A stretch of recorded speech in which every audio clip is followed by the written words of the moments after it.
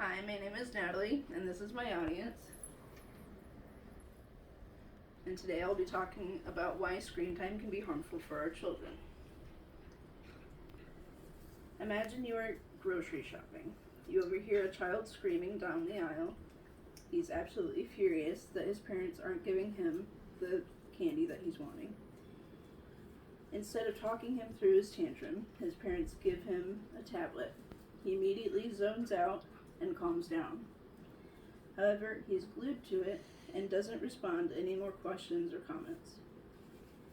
Today I will be discussing how allowing children to have excessive screen time can be harmful in a number of ways, and what we can do to help. I'm friends with several people that have small children and have seen firsthand how children can absolutely get sucked into a phone or a tablet. This is relevant to all of us because the problems these children face now with screen time will carry over into their adult lives and can ripple effect through generations to come. I will begin with the connection between screen time and the negative effects on children.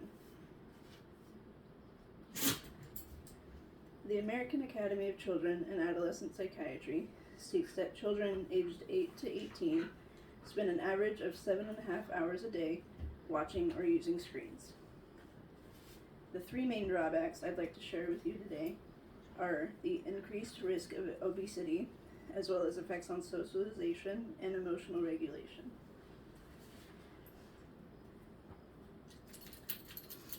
Reducing playtime can have a number of consequences, including hypertension, high cholesterol, and insulin resistance, according to the National Library of Medicine.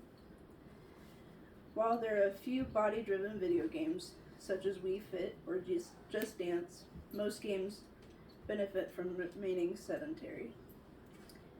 Coupled with how easy it is to sit down and just eat in front of the TV, it's no wonder that heavy screen time is contributing to obesity and other health problems.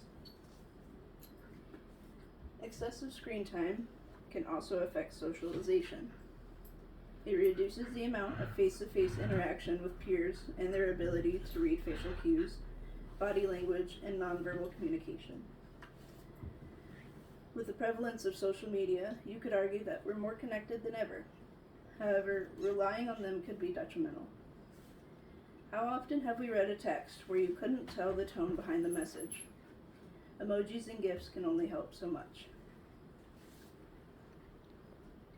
Excessive screen time can also affect emotional regulation. The American Psychological Association found that, quote, using screens to cope leads to both internalizing problems, such as anxiety and depression, and externalizing problems with aggression and hyperactivity, end quote. One could argue that teens having access to Instagram and other sites filled with filters, curated content, could have adverse effects on their self-esteem.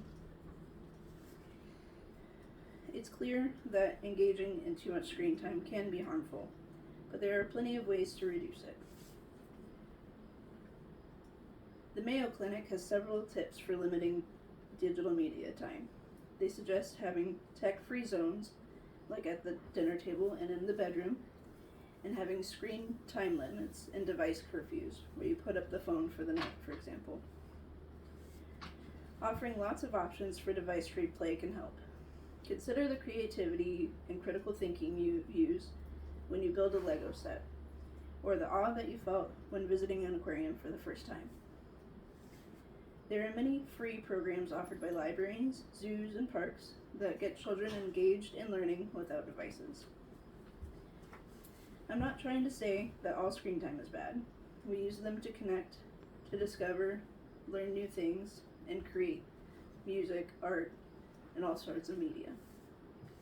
In fact, there are plenty of educational apps, TV shows, and games that can benefit children across all types of devices.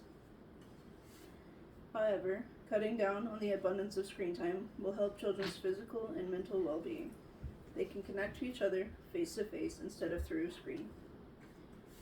They will benefit from better posture, reduced eye strain, and even less anxiety without the ability to compare themselves to other people seen on the internet and AI images found online.